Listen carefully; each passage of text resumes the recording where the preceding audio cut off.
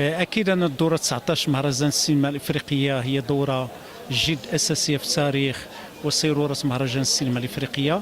بكل تأكيد أن التنوع سيكون هو الشعار الأساسي لهذه الدورة، سواء على مستوى الأفلام المقدمة أو على مستوى الفقرات الرئيسية من ندوات من تكريمات إلى غير ذلك.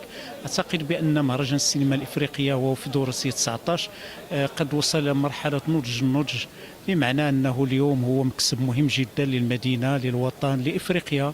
بل أعتقد بأن المكسب الأساسي لهذا المهرجان هو السينما الإفريقية، بل الأعمق في هذا المهرجان هو حينما نتحدث بلغة الصورة، وتصبح الصورة في شقها السينمائي هي الأداة الأساسية التي بها نفكر والتي بها نحاول أن نفهم ما يقدم لنا من أفلام سينمائية.